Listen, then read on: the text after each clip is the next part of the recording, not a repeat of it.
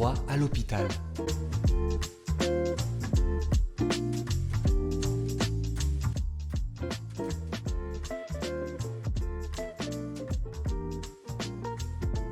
Alors, le respect de la loi, déjà, c'est quelque chose que j'ai toujours connu, c'est quelque chose qui n'a pas toujours existé par contre. Je crois qu'il faut reconnaître que les premières lois sont arrivées en 1838 à ma connaissance. Avant, c'était effectivement enfermer les gens indifféremment comme des détenus. On pouvait enfermer les gens comme ça par simple décision. C'est vrai que déjà, quand j'ai commencé, bien sûr, des lois étaient arrivées. Le courant aliéniste était passé, c'est-à-dire que déjà, on affirmait que la pathologie mentale était une maladie. C'était pas quelqu'un qu'on enfermait comme ça. Il y avait la reconnaissance d'une maladie. Déjà, en filigrane, il y avait le soin, mais voilà, ce soin-là est arrivé plus tard. La reconnaissance du soin psychiatrique. En tant qu'infirmier, nous étions dans le développement de la politique de secteur qui est arrivée en 1960, c'est-à-dire qu'au-delà de la reconnaissance de la maladie, la deuxième étape, ça a été de rapprocher les patients en fait, de leur milieu de vie, de leur famille. Donc la loi aussi a voulu qu'on les traite le plus possible à l'extérieur et au plus proche de chez eux. Donc, ce qui fait qu'on a effectivement réduit les capacités d'établissements comme le nôtre, avec donc des lits qui se sont répartis de façon plus proximale en fait, des lieux de vie. Donc, par exemple sur le Var, l'hospitalisation psychiatrique à Toulon n'existait pas, etc. Donc vous voyez, tout était centré sur Pierrefeu. Donc voilà, maintenant on a de l'hospitalisation sur Draguignan, sur Fréjus, sur Toulon.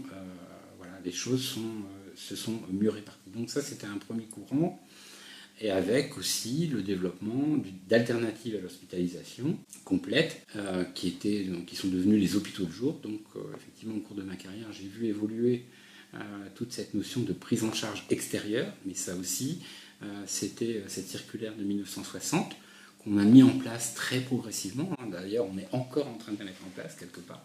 On n'a pas toutes les structures alternatives à l'hospitalisation que l'on souhaiterait, alternatives à l'hospitalisation complète, sachant que l'hospitalisation à temps complet, en fait, doit devenir l'exception.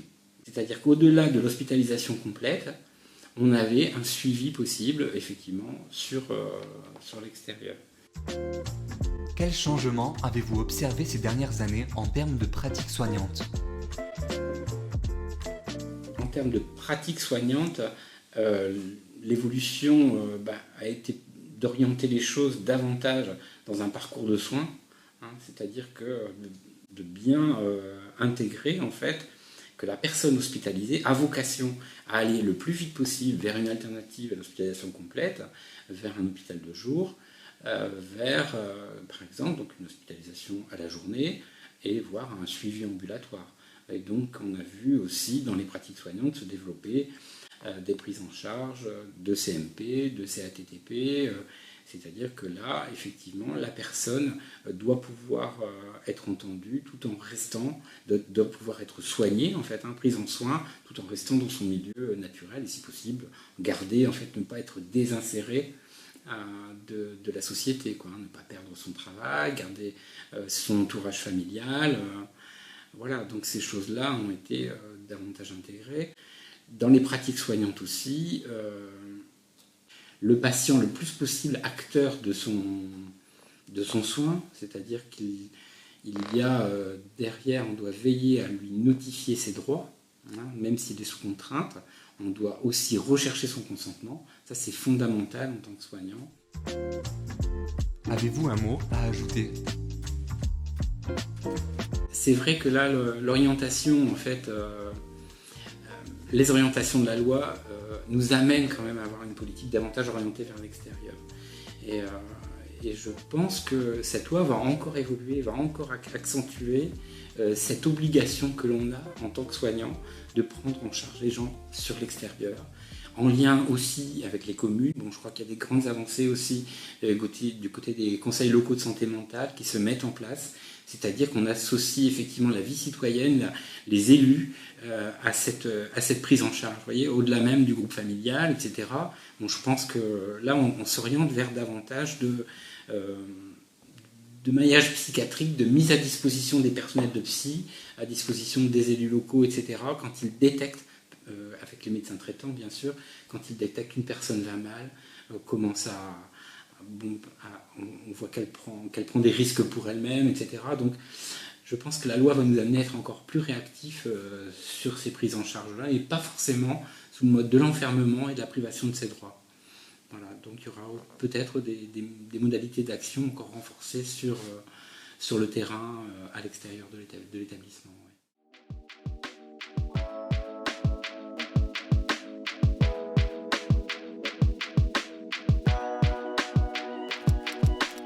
Quels sont les principes de la loi Kouchner de mars 2002 ?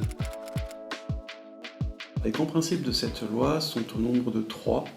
Le premier des principes, c'est le respect des droits de la personne, notamment concernant l'accès égal aux soins qu'elle pourrait avoir ou la meilleure sécurité des soins auxquels elle pourrait avoir droit.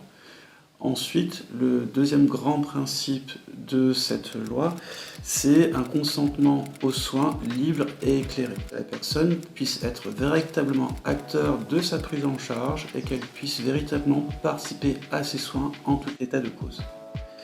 La troisième des choses qui est importante, c'est qu'il y a une grande part de cette loi qui parle de l'information que nous devons, en tant que soignants, donner aux patients dans tous les actes que nous pratiquons et que nous faisons. Quelles ont été les conséquences de cette loi ? Alors les conséquences ont été multiples, importantes et qui ont été fondatrices dans nos pratiques actuelles. Parce qu'avant, le terme patient, ça signifiait que les personnes étaient en attente toujours de quelque chose. Maintenant, avec cette loi, ça signifie que nous devons prouver, nous devons émettre des preuves comme quoi nous avons donné la bonne information à la personne. Que ce soit en termes de traitement, en termes de choix par rapport à sa prise en charge, ou même par rapport à des opérations qui devraient avoir lieu. Finalement, à la fois, ce qu'on appelle la charge de la preuve, c'est à la fois ce changement qui est important, mais du coup, dans nos pratiques, ça signifie qu'on est plus dans l'écoute, dans l'échange, dans les explications, de manière à ce que la personne puisse prendre les choses par elle-même. Ensuite, la personne peut prendre ou avoir droit à accéder à son dossier médical, que ce soit le patient, la personne qui est responsable de lui, etc. Mais du coup, avec une procédure qui est souvent qu'il faut respecter, et des choses qui n'étaient pas forcément évidentes précédemment.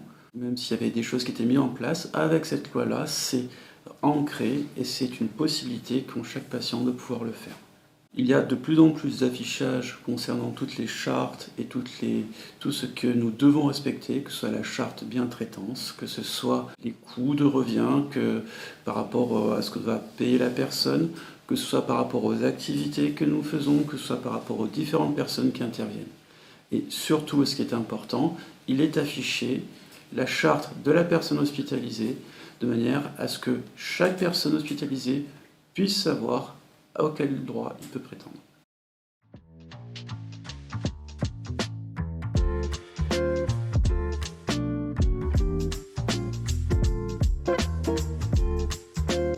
Pourquoi la charte du patient hospitalisé existe-t-elle ? C'est un texte de référence qui nous permet donc d'expliquer aux patients quels sont ses droits parce qu'il ne les connaît pas forcément. Dans la charte, il y a 11 items qui énumère l'ensemble des droits dont bénéficie le patient. Donc, il y a la liberté de choix de l'établissement et du praticien, l'accessibilité des soins à tous, c'est-à-dire même aux handicapés, même aux gens qui n'ont pas de couverture sociale, l'assurance et l'engagement des établissements de santé à fournir des soins de la meilleure qualité possible. Il y a aussi le droit d'être traité avec bienveillance et d'avoir le droit à sa dignité. Il y a aussi la liberté de culte qui est mentionnée. La charte oblige aussi les médecins à recueillir le consentement éclairé aux soins et à donner des explications accessibles aux patients sur les soins qu'on va leur proposer et qu'ils vont recevoir, et aussi sur leur pathologie bien entendu. D'autre part, il y a aussi un item qui explique que tous les patients ont droit d'être en désaccord avec les établissements, qui peuvent saisir différentes instances comme la commission des usagers, qui peuvent réclamer leur dossier médical, qui peuvent écrire au directeur. Voilà, donc les patients ont des droits aussi à avoir des recours contre l'établissement. Quelle est l'importance de cette charte dans votre pratique de psychiatre ? Alors la charte, c'est un document qui est opposable, c'est un document de référence. Donc on va s'appuyer dessus en cas d'une question d'un patient ou d'une famille, des gens qui interrogent le praticien sur leurs droits, sur les recours auxquels ils ont droit, s'ils n'ont pas lu la charte ou s'ils ne se souviennent plus de ce qu'il y a dedans. Et voilà, donc en cas de litige ou de conflit, on peut leur rappeler que sur la charte, ils peuvent faire appel à telle ou telle instance. Voulez-vous nous dire un mot en plus ? Je voulais dire que les établissements de santé sont engagés dans des démarches de certification, donc tous les établissements de santé français. Et donc dans cette démarche de certification, cette démarche qualité, il y a notamment l'obligation d'afficher donc, la charte du patient hospitalisé dans tous les services, que ce soit en intra-hospitalier ou en extra-hospitalier, dans les CMP et dans les hôpitaux de jour.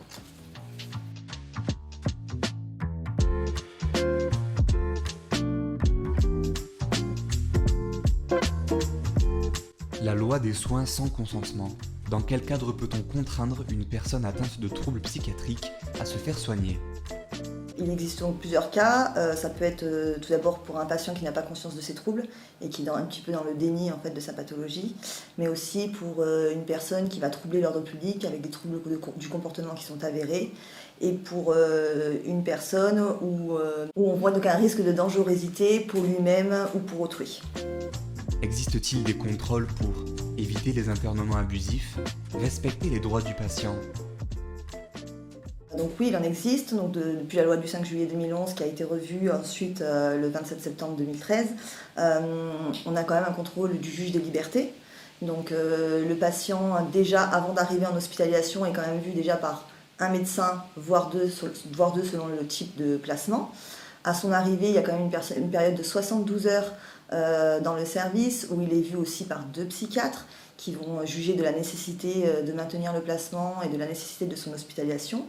Et par la suite, donc, ce contrôle de juge des libertés qui, avant le 12e jour d'hospitalisation, le patient sera entendu au tribunal que nous avons sur notre établissement et le JLD donc, sera là pour l'entendre et justement vérifier tous les certificats médicaux et voir si on est vraiment sur un internement abusif ou sur une hospitalisation classique. Durant l'hospitalisation, il arrive de contentionner et d'isoler des personnes atteintes de troubles psychiatriques. Est-ce fréquent ? Ce n'est pas la règle. L'isolement et la contention sont vraiment des mesures extrêmes et des mesures de dernier recours.